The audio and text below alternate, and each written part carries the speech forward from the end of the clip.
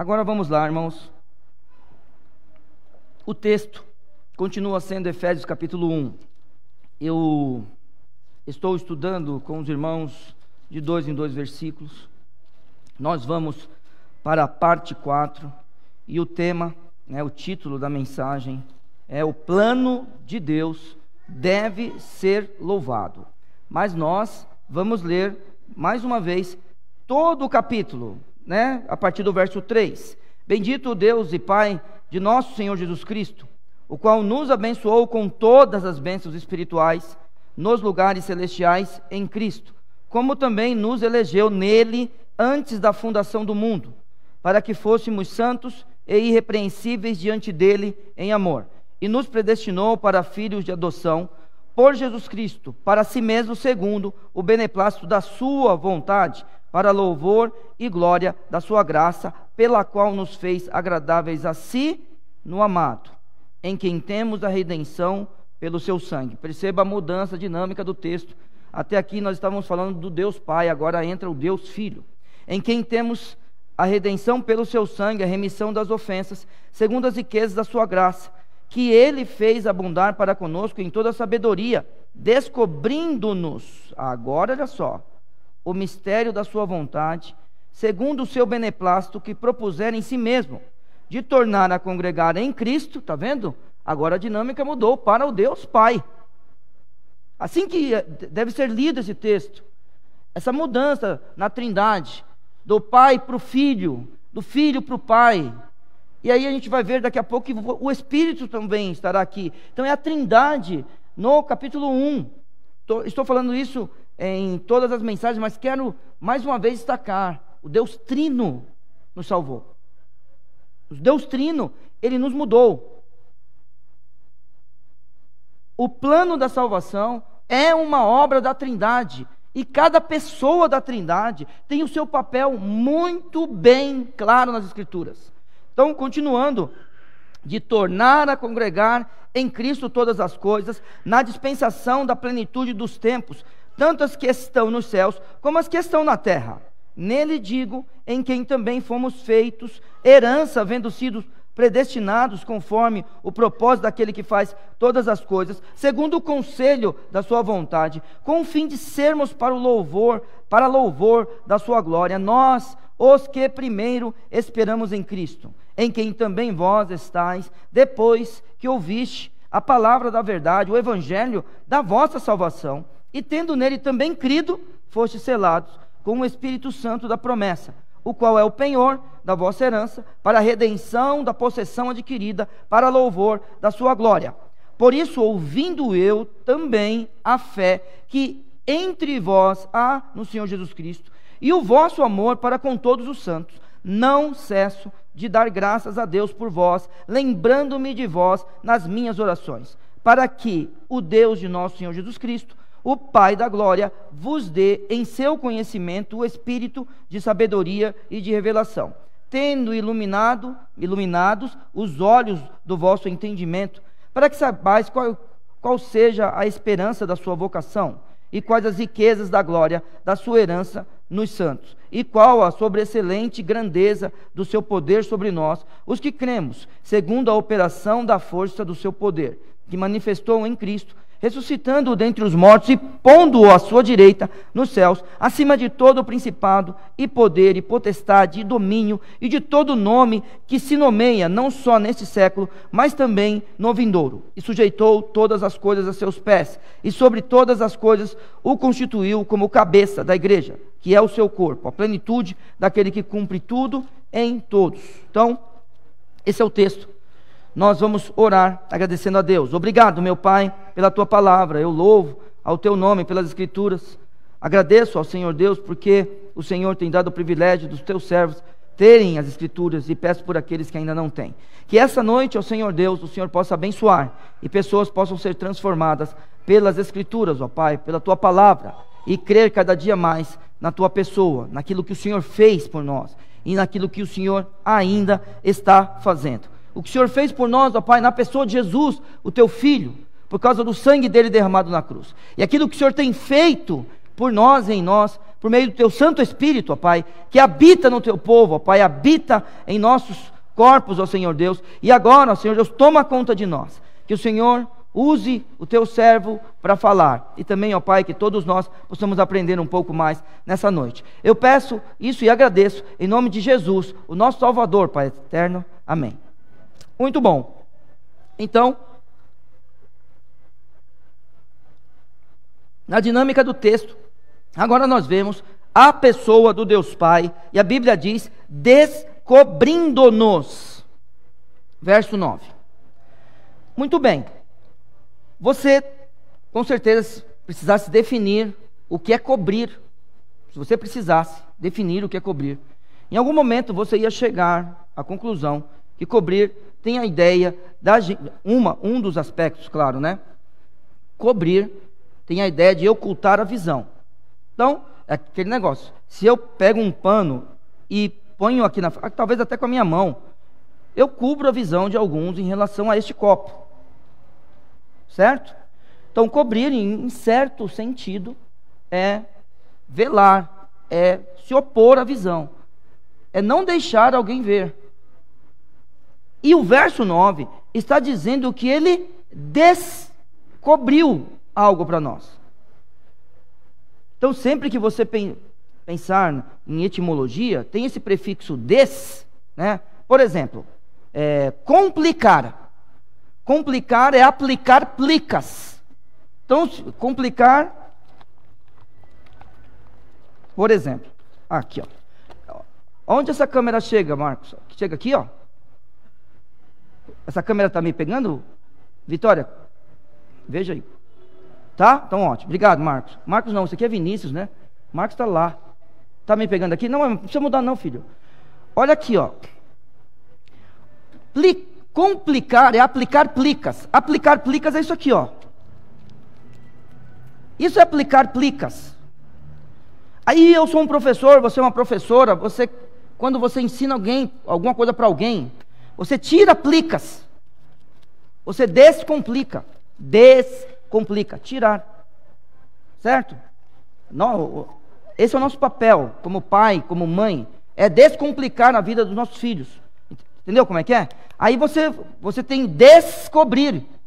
Quando você descomplica, você tira plicas. Quando você descobre, você tira o véu, por exemplo. Você tira o pano. Dá para entender? Certo? É isso que você faz. Você tira aquilo que oculta. E a Bíblia está falando para nós que Deus, descobrindo-nos, só que Ele descobre para a gente, aqui nesse caso, o mistério. E isso pode parecer confuso para algumas pessoas, porque você tem que pensar no seguinte: um mistério é alguma coisa que é de difícil compreensão.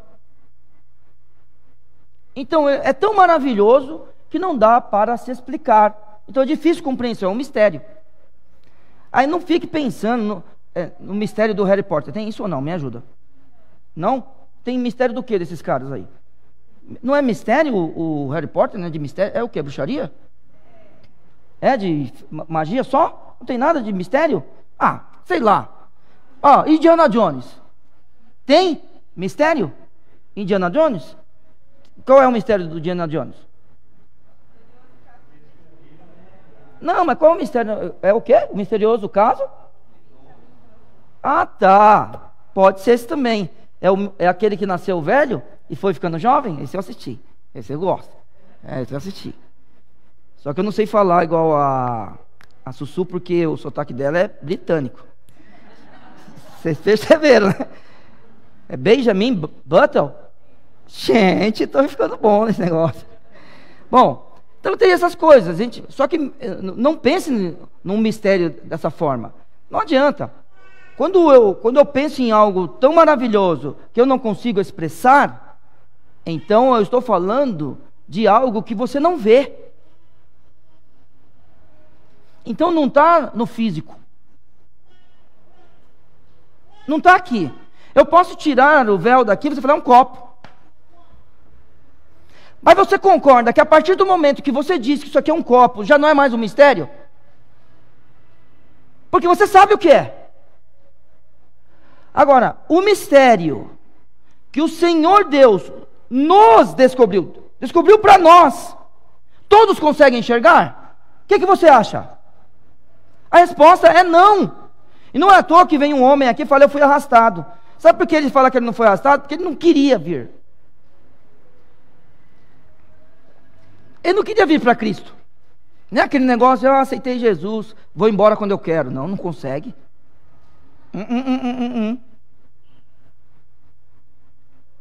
Nem todos entendem o mistério.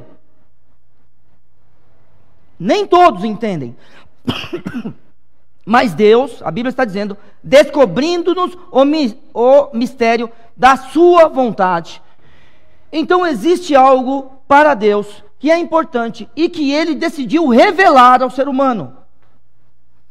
Nós devemos louvar esse plano da salvação, porque Ele quis revelar ao ser humano. Como isso não está não está no físico, mas está em outro plano. Sabe aquele negócio que você simplesmente sente? Sabe? Por exemplo, quando você chegava, a Priscila falava: meu irmãozinho, sabe? Não era? Tá vendo? Você sabe que ela falava isso. E a alegria de te ver. Né? Isso. E o contrário também. Quando ela chegava, você falava: minha irmãzona. Ela chegou, sabe? E quando alguém, por exemplo, quis machucá-la, você não gostou, sabe? Sabe esse negócio de irmão? Ó, você fala mal do seu irmão, que eu sei, mas deixa um estranho falar. É ou não é? Você fala mal da sua mãe. Deixa um estranho falar mal da sua mãe. Você fala mal do seu pai. Deixa o estranho falar mal do seu pai. Sabe esse negócio? Você se alegra, você não sabe como? Isso não está no físico. Está no outro plano.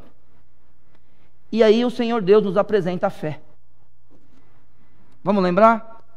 Ora, a fé é o firme fundamento das coisas que se esperam, e a prova das coisas que se não veem, descobrindo-nos o mistério da sua vontade. Fé. Ora, é impossível agradar a Deus, não é?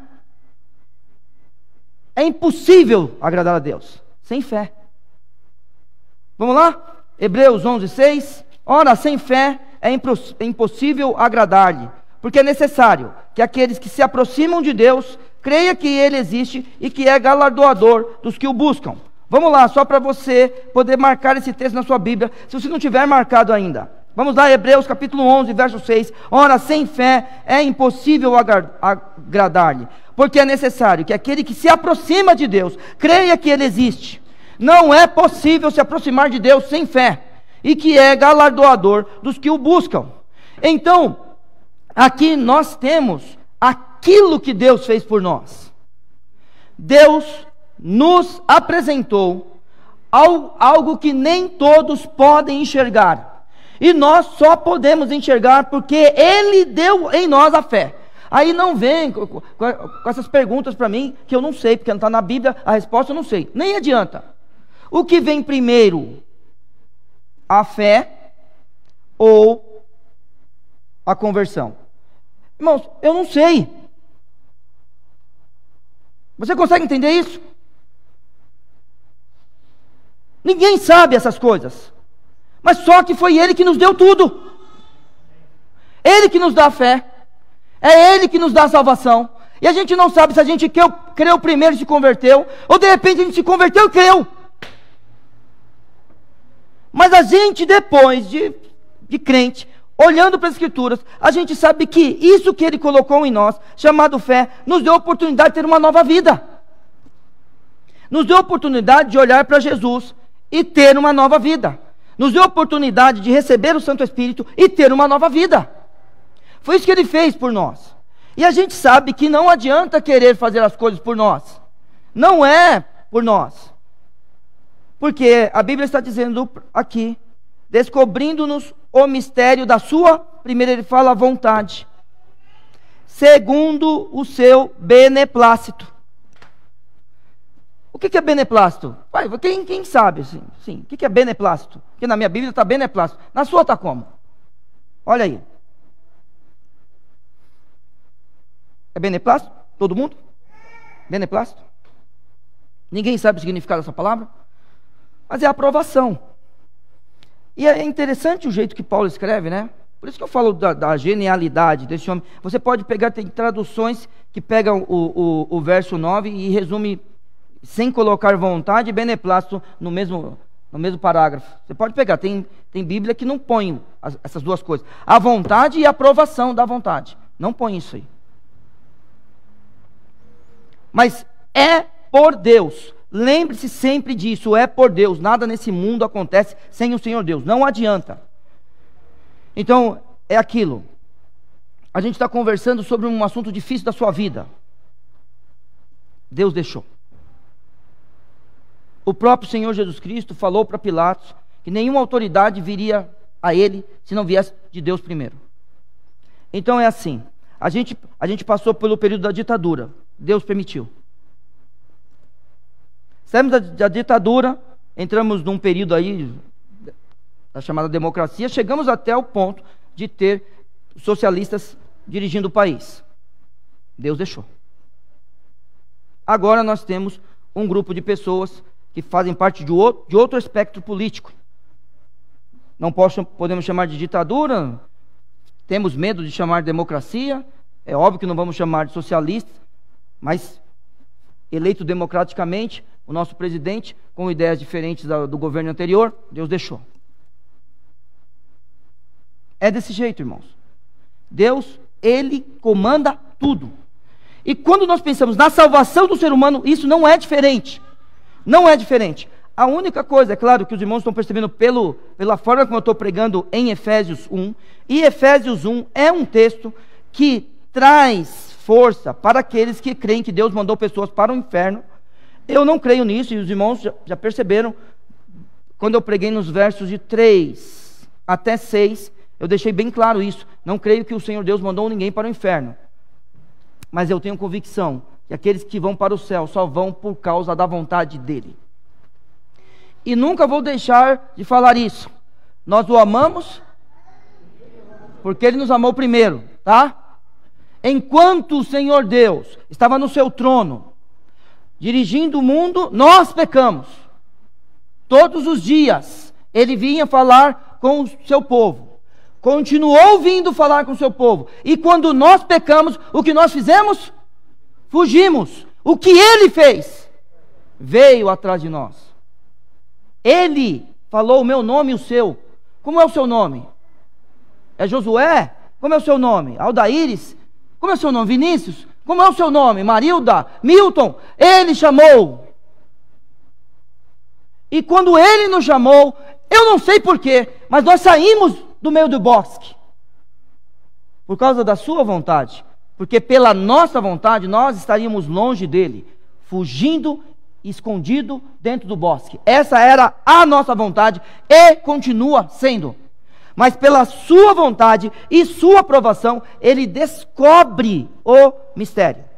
Vamos lá, que mistério é esse? E aí a gente não pode, de forma nenhuma, quando a gente olha para todos os textos que vem a ideia de mistério, e você precisa lembrar que a carta gêmea de Efésios, qual é mesmo? Acertou! Essa turma aqui tá, hein?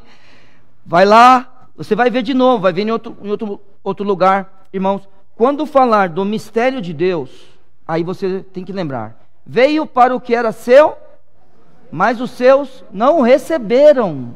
Por quê? Porque estava coberto. Eles não entenderam. E não é para entender. Como entender o que Deus fez por nós? Como entender a nossa vida cristã hoje? Como entender essas coisas? Não, irmãos, é por fé. O que é um mistério? O mistério, meus irmãos, é o Evangelho de Jesus Cristo. O Evangelho no seguinte sentido, porque no Velho Testamento tem Evangelho. No Velho Testamento, meus irmãos, tem graça. É claro que tem. Não tenha nenhuma dúvida disso. No Velho Testamento tem o Deus Pai, no Velho Testamento tem o Deus Filho, no Velho Testamento tem o Deus Espírito Santo. E a vontade de Deus, ela é expressa no Velho Testamento. Porém, nascimento, vida, que é o ministério de Cristo, morte, ressurreição e glorificação, e Cristo vai voltar, isto somente foi mostrado para nós quando Cristo veio na sua primeira vez. Marque na sua Bíblia, mistério de Deus é o Evangelho. É o Evangelho da salvação. Por isso que o plano de Deus deve ser louvado. O plano de Deus para a salvação deve ser louvado. Então olhe para isso daqui e tenha certeza de que algo está sendo feito hoje em nós. Por quê? Porque o mistério fez com que a gente fosse salvo. Para aí? Claro que não. Não para aqui. Porque eu posso pensar num Deus que está lá sentado no seu trono, com seu filho ao seu lado. Ou podemos pensar em um Salvador que está à destra do Pai. A gente pode pensar em todas essas coisas. Mas enquanto a gente tem essa figura, a gente vai pensar num Deus estático? É isso que a gente vai pensar? Sentado no trono e deixando as coisas acontecerem? A gente vai pensar naquele que é o nosso representante humano. O nosso representante humano. Você que é um salvo, quando chegar no céu, vai encontrar um homem ressuscitado. Jesus Cristo hoje é um homem ressuscitado. Que expressa a todo aquele que crê quem Deus é. A gente vai pensar em um Deus sentado à destra do Pai? Estático? É claro que não, irmãos. A história não acabou. A história não parou. O tempo não está parado. O Senhor Jesus continua reinando. Ele continua intercedendo por nós. Ele tem um reino e Ele é o rei. Ele age nesse mundo. Nada acontece sem a sua vontade. Então, foi descoberto este mistério para nós, segundo a vontade de Deus e segundo também a sua aprovação. Porque a Bíblia diz assim: descobrindo-nos o mistério da sua vontade, segundo o seu beneplácito, que propusera em si mesmo no amado. Aí, meus irmãos, qual é essa vontade de Deus? Porque o texto fala sobre um mistério que foi descoberto. A gente trata as Escrituras como completa. O mistério é o Evangelho, o mistério é a vida de Cristo, sua obra, sua morte, ressurreição. É isso que veio ser descoberto, né? E o Senhor Deus mostrou isso para nós. Mas aí, como eu disse para você, você não pode pensar num Deus estático. Você não pode pensar num Cristo estático. A Bíblia fala no verso 10 de tornar a congregar em Cristo todas as coisas. Verso 10 está falando uma coisa que é muito importante eu saber de você, se na sua Bíblia tem uma palavra diferente de congregar em Cristo. Congregar está diferente aí na sua Bíblia? Opa, gostei. Quem tem essa tradução? NVI é convergir? Essa palavra é boa. Qualquer outra coisa diferente dessa, irmãos, qualquer outra coisa diferente dessa, e eu busquei, pelo menos em uma outra, não estava escrito isso, é algo que foge um pouco da ideia. Vamos lá. Ai, ia chamar vocês de alunos. Vamos lá. O que é esse negócio de convergir, que está na tradução da NVI? Bom, vocês já viram uma lupa? Já viram uma lupa? Certo? Até quem usa óculos, tem óculos que foca a luz. Já viu isso daí? Já viu a luz ser focalizada? Se você nunca viu, compre uma lupa. Pega no meio-dia e tente focalizar a luz. Certo? Se você pegar um pedaço de papel, você vai queimar aquele pedaço de papel, dependendo da intensidade da luz que tiver ali na hora. Ali naquele ponto bem luminoso que está na luz, é o foco da lente. Aquele ponto bem luminoso que tiver ali na sua lupa, é o foco da lente. Muito bem. A ideia de convergir é isso. No caso do Sol, raios que chegam na Terra, paralelos, passam por aquela lente e convergem para um ponto. Isso é demais, irmãos. Porque daí eu volto a dizer, a verdadeira universidade é a igreja. Por quê? Porque a igreja crê nisso daqui, de tornar a congregar em Cristo todas as coisas. Sabe qual foi o lugar mais antidemocrático que eu frequentei? Vocês têm ideia qual é o lugar mais antidemocrático? Você que me conhece, é claro, né? Os irmãos e as pessoas que não me conhecem não podem ter ideia. Mas sabe qual foi o lugar mais antidemocrático que eu frequentei? A Universidade de São Paulo. Não existe, pelo menos no meu conceito, um lugar mais antidemocrático do que a Universidade de São Paulo. E eu vou dizer o seguinte, bom, os irmãos sabem que eu sou professor de física, então eu estudei física lá. Eu vou falar da física, da astronomia e da educação. Matemática não tem, é número, não tem, vai lá, você fez as contas certas, tudo bem, certo? Então não vou falar da matemática, coitado dos matemáticos, mas falar dos físicos, do pessoal da astronomia e da educação eu posso falar. Eu vou falar para vocês aqui. Nesses 3 lugares que eu estou dizendo, dentro da Universidade de São Paulo, e perceba o seguinte, vocês viram o que fizeram, né, na Universidade de São Paulo. Você vai na USP, não tem um lugar só, o conhecimento não converge para um lugar. Eles foram fantásticos. Quem inventou aquele negócio ali, eu acho que foi de propósito, porque os campos são muito longe uns dos outros. Aqui, olha, se aquilo foi de propósito, para mim é genial, porque acertaram. Certo? Então é o seguinte, eles não querem debate. Não existe debate na física. Não existe debate na astronomia. Não existe debate na educação. E eles não querem o debate, eles querem o consenso. Então não é democracia. Entende? Vocês entendem isso? O lugar onde era para ter o conhecimento e estar a mente aberta e a gente debatendo sobre todos os assuntos, não é lá. Agora aqui a gente debate. Inclusive, se você crê que Deus te arrastou ou se você levantou sua mão. Está vendo? E a gente continua a viver aqui. Aqui tem gente, voltando a falar da política, que apoia os doidos que estavam no governo e apoia os doidos que estão agora. Todos eles são doidos. Não é possível. Crente não está longe dali. E dá briga entre crente ainda. Ai, meus irmãos. Você acha? E a gente ainda aceita esses irmãos aqui, eles brigando na internet. Devia ser disciplinado, desapareça. Mas não, eu te amo, fique aqui, eu te perdoo. Eu queria que alguém escrevesse no meu Facebook. Eu também não ponho, né, coisa de política. Deve ser por isso. Nem vou pôr, porque eu não sou de um nem de outro, eu sou de Cristo. E cada dia mais eu falo, Deus me ajuda a ser teu. Porque esse povo quer saber de outra coisa, não quer saber de te glorificar. Então aqui, meus irmãos, é o lugar onde é a verdadeira universidade. Aí a gente não quer ser chamado disso. E quando eu falo a verdadeira universidade, eu não estou falando de todo o tipo de ideia vir para dentro da igreja, que é claro, porque isso não existe, tá? Isso não existe. Mas eu estou falando no sentido de, aqui existe debate. Aqui existe debate. Então, o Senhor Deus, Ele quer convergir em Cristo todas as coisas. E aí é que vem a palavra, naquele negócio de universidade, universo, universal. É toda essa ideia.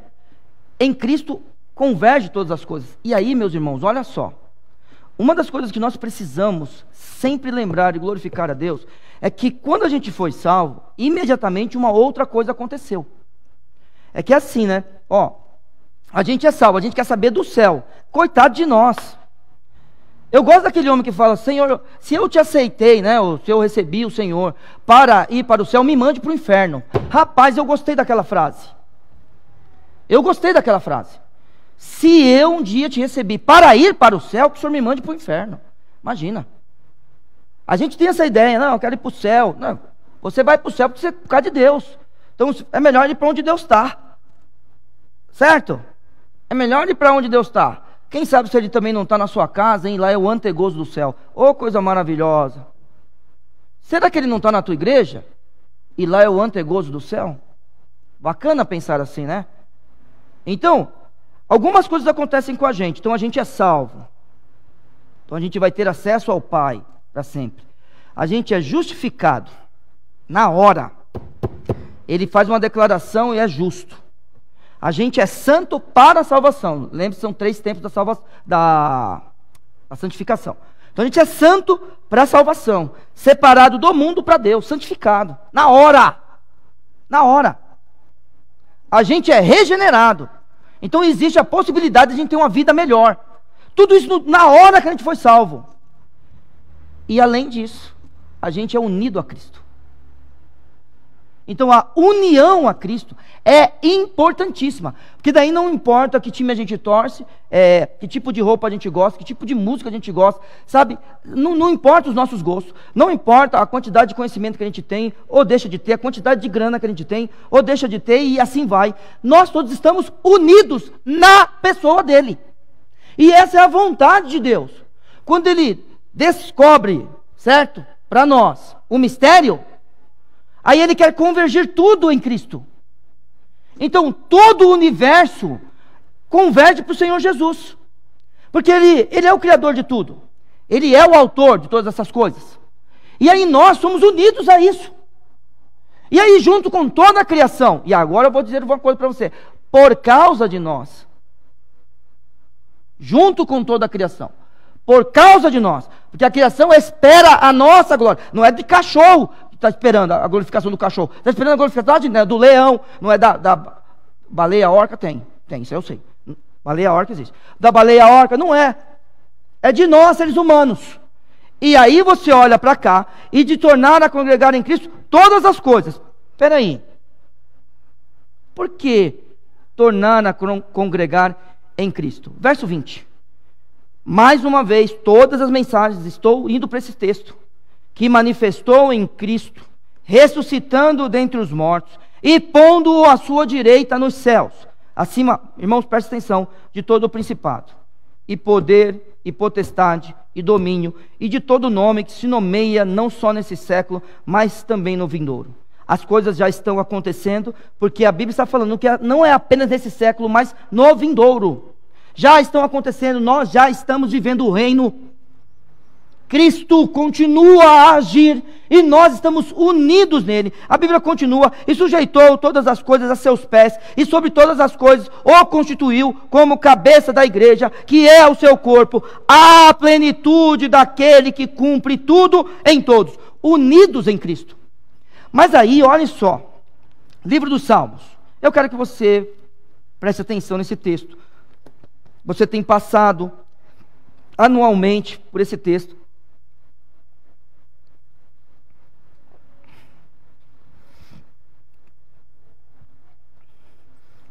Estamos aí em Salmos 8, livro dos Salmos, capítulo 8, eu falei o texto. Preste atenção nessas palavras. Ó Senhor, Senhor nosso, quão admirável é o teu nome em toda a terra, pois puseste a tua glória sobre os céus. Tu ordenaste força da boca das crianças e dos que mamam por causa dos teus inimigos, para fazer calar ao inimigo e ao vingador. Quando vejo os teus céus, obra de teus dedos, a lua e as estrelas que preparaste, que é o homem mortal para que te lembres dele, e o filho do homem para que o visites.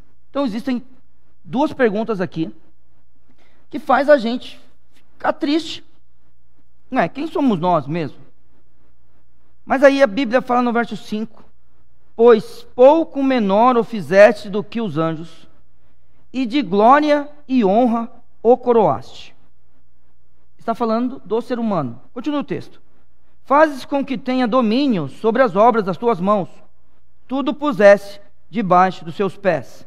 Todas as ovelhas e bois, assim como os animais do campo, as aves do céu, os peixes do mar, e tudo que se passa pela vereda dos mares. Ó Senhor, Senhor nosso, quão admirável é o teu nome sobre toda a terra. Vamos lá. Não responda, é pegadinha. Responda para você. Nós dominamos sobre todas as coisas? Neil, se no livro dos Salmos está escrito que ele deu isso para nós, nós dominamos sobre todas as coisas. Joia. Nós temos controle sobre o câncer?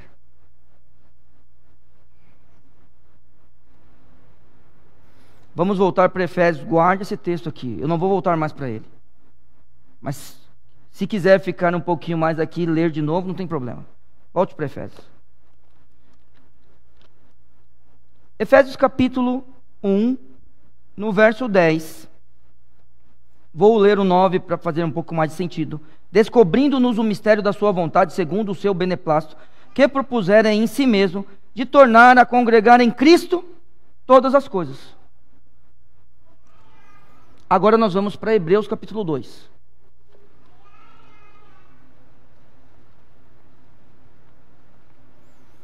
Hebreus capítulo 2,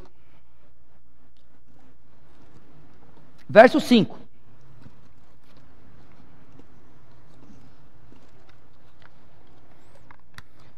Então o verso 5 diz: porque não foi aos anjos que sujeitou o mundo futuro, de que falamos, mas em certo lugar.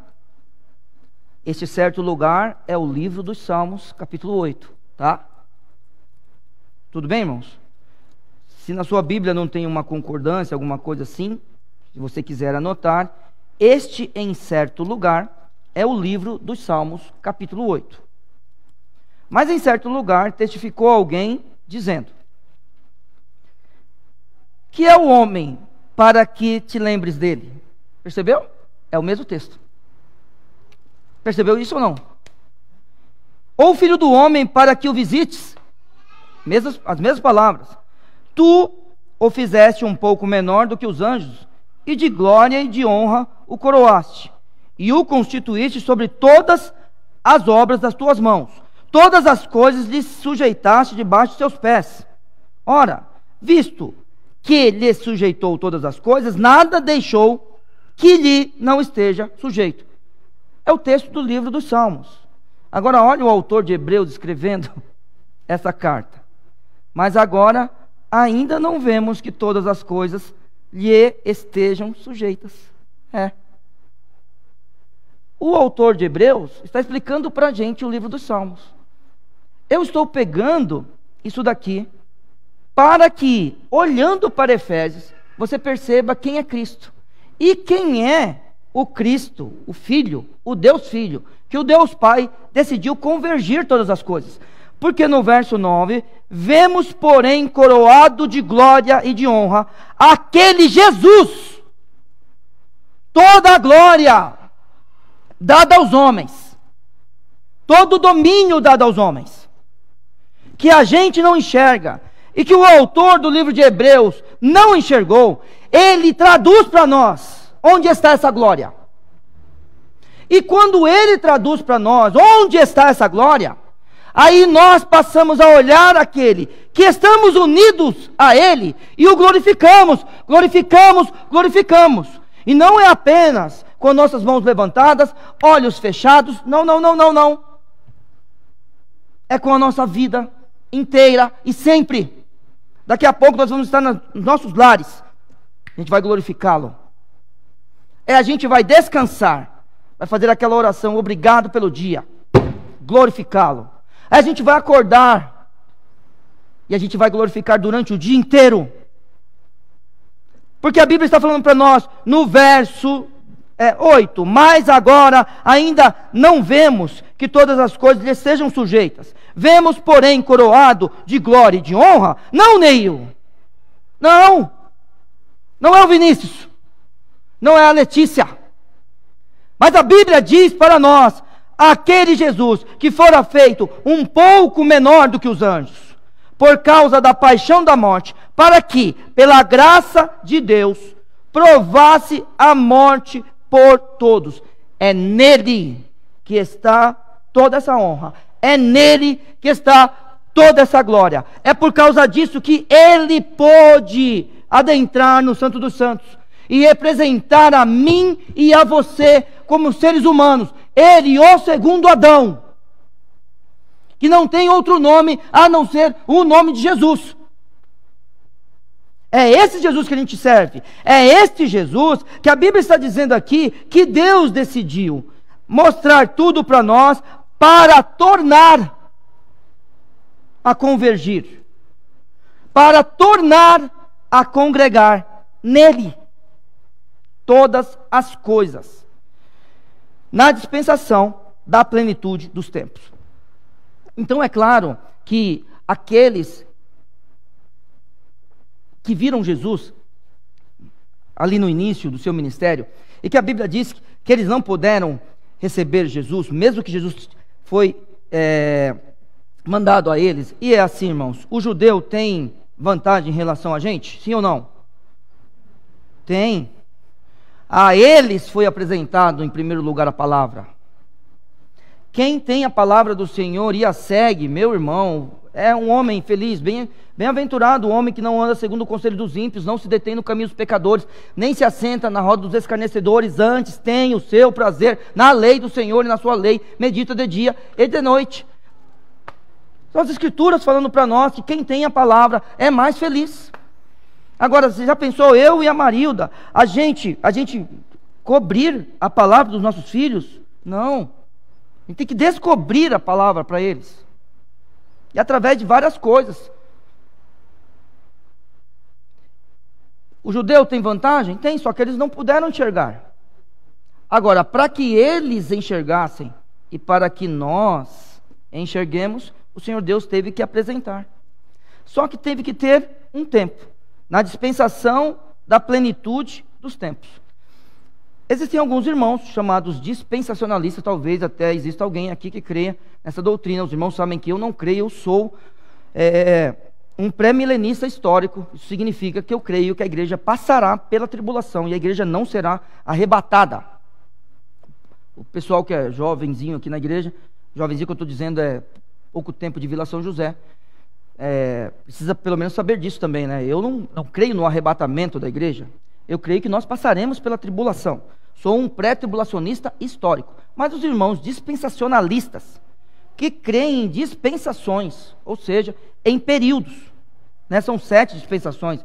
Eu não vou lembrar de todas, eu acho. Mas é inocência. Vamos lá, quem os dispensacionalistas me ajuda aí. Inocência, aí depois eu não vou lembrar de jeito nenhum. Mas governo humano, lei, tá vendo? Graça e depois o milênio. Faltam 2 aí. São 7 dispensações. A gente está na época da graça. Então, a ideia de época da igreja vem desses irmãos que dividiram a história da humanidade em 7 dispensações. E nós estamos passando pela dispensação da igreja. Então, dispensação, é claro que aqui... Eu sei que alguns, olhando para o texto de forma escatológica, se é um dispensacionalista, vai dizer que essa dispensação é a dispensação da igreja, é a dispensação da graça. Eu sei disso. Mas, olhando o texto, um pré-milenista histórico, ele vai olhar e vai dizer o tempo que era o tempo certo para Cristo vir. Só vire, talvez... eu virei uma página só da minha Bíblia, já cheguei no texto, Gálatas 4.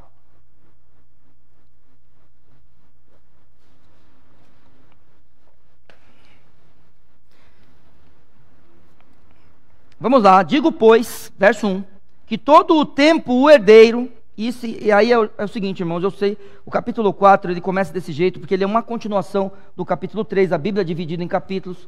Você, para entender isso daqui, você tem que ler o final do capítulo 3, eu não vou fazer isso agora, convido você a ler